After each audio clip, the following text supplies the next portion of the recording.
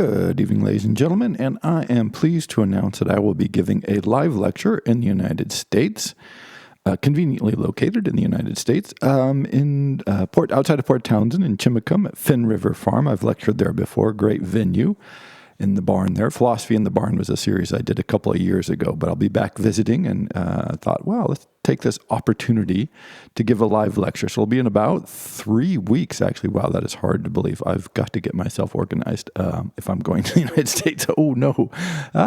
Okay, that's beside the point. So anyway, if you are in the area around on September 24th at 6 p.m. at Finn River, please come on down. And the subject of the lecture will be sort of the United States as seen from France.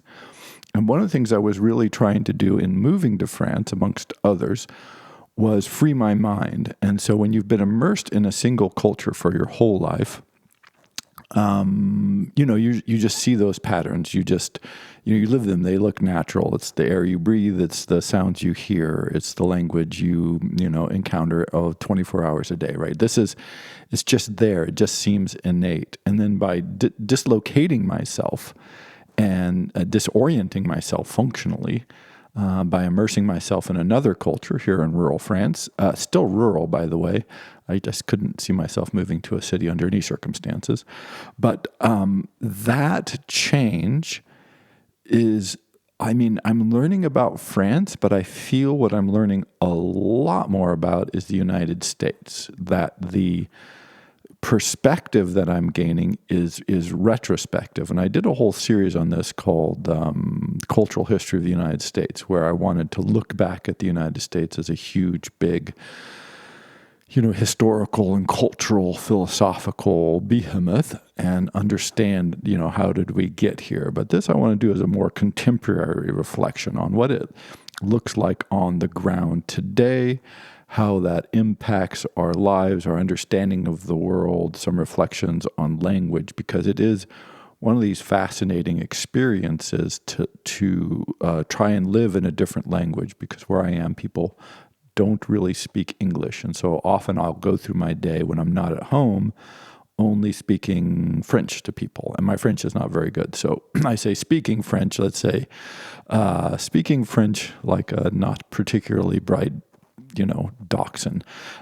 So it's tricky and it's challenging, but it also raises my awareness of language, which has been absolutely fascinating, because language is one of the most interesting aspects of just human experience, and we just take it for granted because we're just immersed in it, and we don't really tend to think about it. Hello, Ferdinand de Saussure and Jacques Derrida and all the happy people there, they're thinking about it, and I've been thinking about it. But boy, it's one thing to think about it, it's another thing to live that gap between expressiveness, internal realities, internal experiences, and the linguistic capacity to express and communicate. And that transformational experience of just being disarmed, particularly from someone who functionally language is my medium, right? I lecture in English, I write in English, I read in English, I do my research in English, I can read German, I can read French much better now, but I've never tried to live those languages.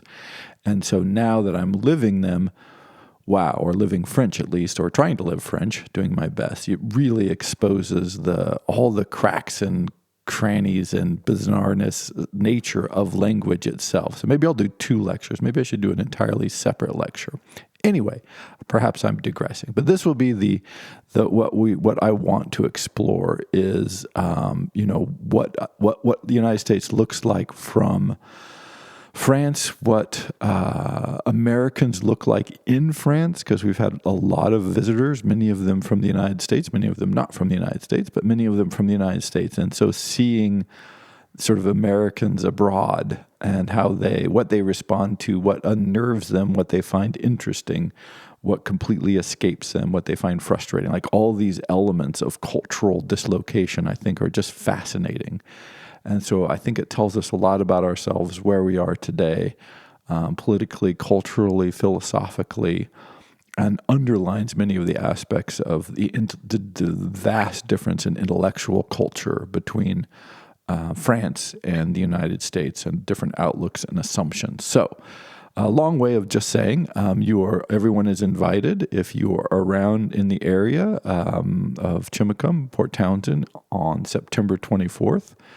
Please feel free to come on out. They have food. They have cider. It's a cidery, actually, so you can buy apple cider plus all kinds of other things. It's generally beautiful, assuming it's not pouring with rain. So we're just going to say it's not going to be pouring with rain, and it's going to be beautiful.